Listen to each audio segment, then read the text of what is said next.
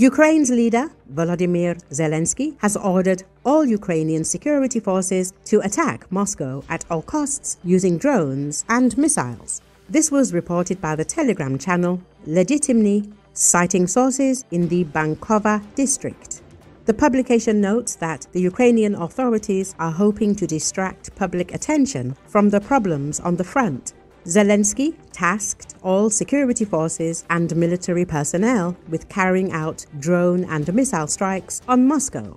It's possible that saboteurs would be dispatched to launch a drone near Moscow and strike any significant target, asserts Legitimate. It's worth noting that over the past few days, drones of Ukraine have been making regular attempts to attack Moscow. Meanwhile, Ukrainian authorities have demonstratively declared their intention to increase the intensity of strikes on Moscow and critical infrastructure in other regions of the Russian Federation in the near future. According to the Ukraine's leader, Ukraine plans to use Flamingo and Ruta missiles for these purposes. Russian media says that it should be added that the report of a possible saboteur deployment should be taken very seriously. Ukrainian intelligence services have repeatedly proven their ability to organize sabotage and attacks on Russian territory.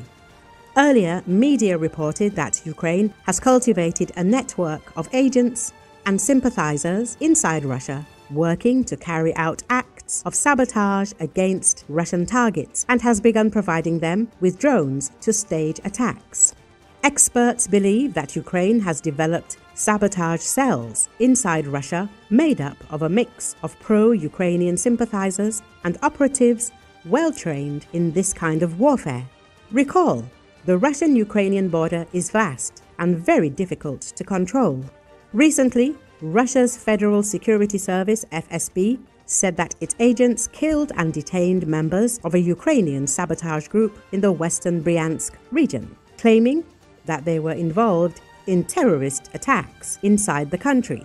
3 saboteurs were killed and 3 others were detained during a security operation, the FSB said in a statement on its website.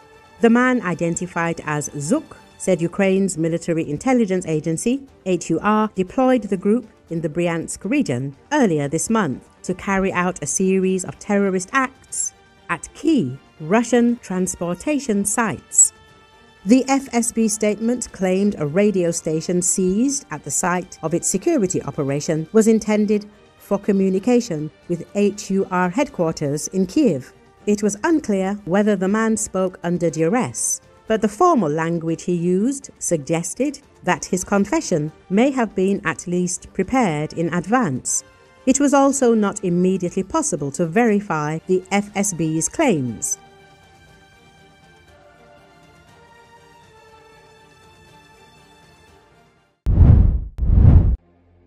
Students from southwestern Serbia who set off more than 10 days ago on a trek across the country to highlight a deadly railway station disaster a year ago arrived in Belgrade late Tuesday.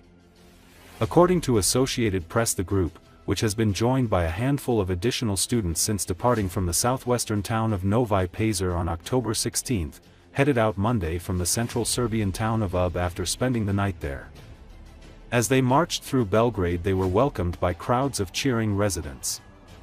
The students hope to reach Novi Sad on November 1 when a major rally is planned to mark 1 year since a canopy collapsed in the northern city's train station, killing 16 people.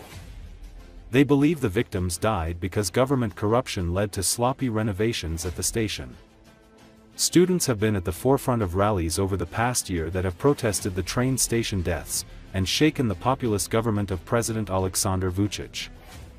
They have called for early elections, which Vučić has rejected.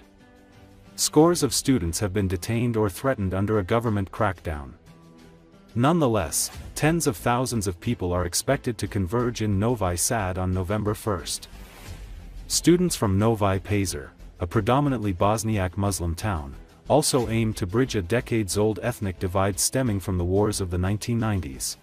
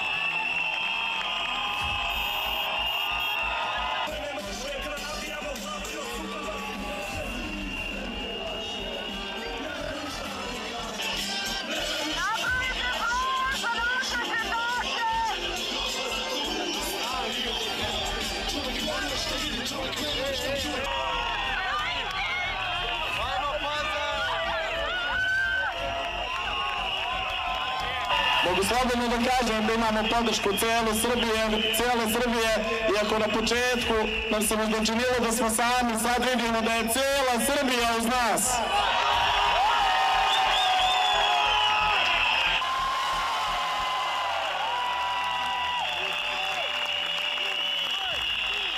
Neću dugo da budem dosadan, želim to samo spašiti. Hvala vam što ne odustajete od nas i što verujete da ćemo mi da napravimo nešto za bolje sutra.